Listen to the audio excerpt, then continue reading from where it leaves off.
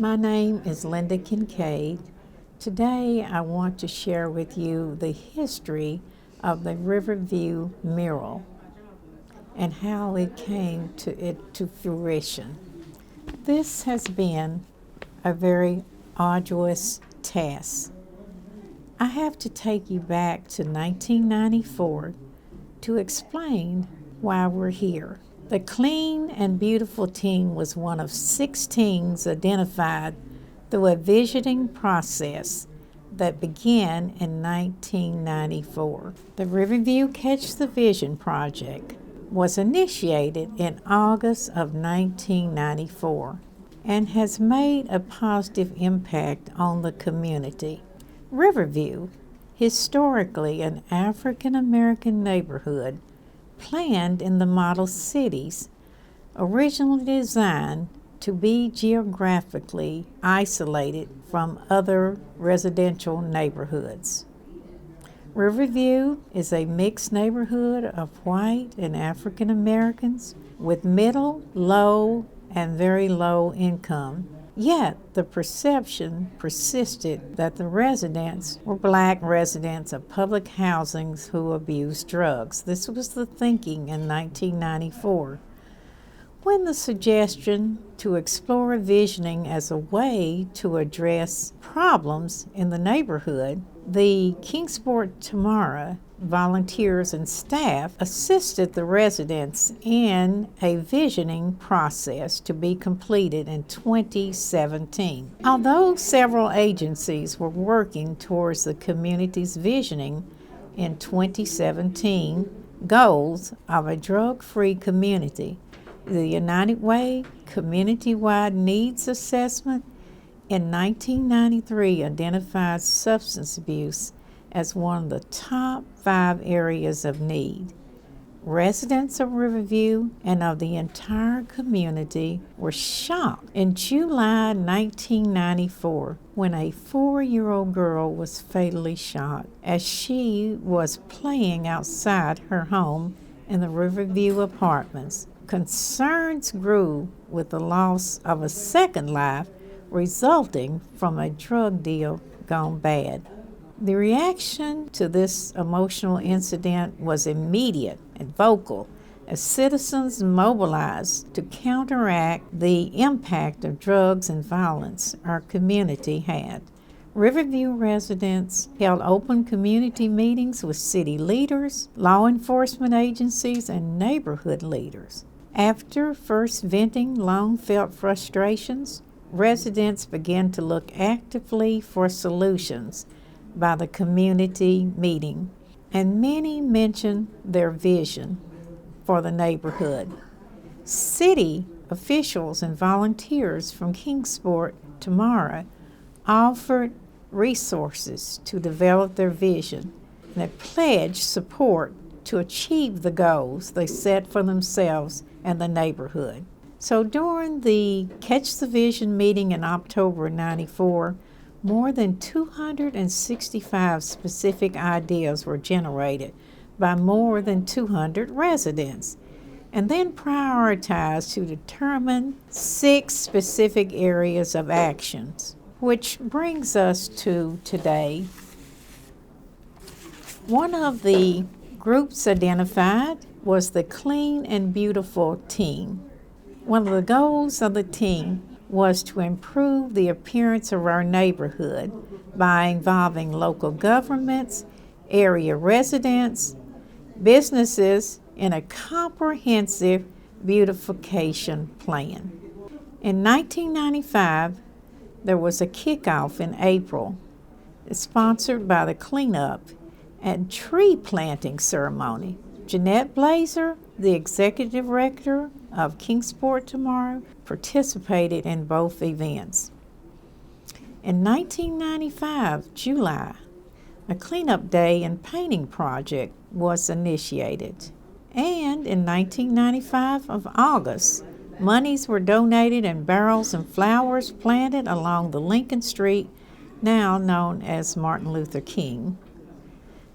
Play structures, Clean and Beautiful team participated in the erection of that project. Pete Cornett, the city manager, and Jeanette Blazer of the executive director initiated the project.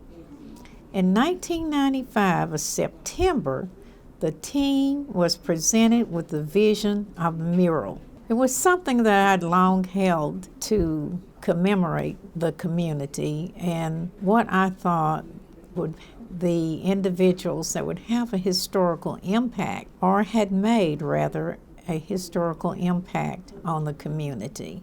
The clean and beautiful team was presented with a vision of the mural depicting persons, place, and things. However, this proved to be a more difficult task than initially thought to be. A small team decided to take the project to the community to get input. Team sponsored a fish dinner in hopes of generating interest in the project.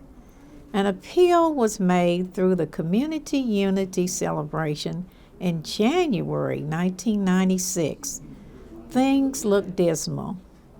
Teams continued to brainstorm the vision. The vision was very hazy. It was decided to request permission to paint the mural on the Elks Lodge building. Permission was granted by the Elks Lodge.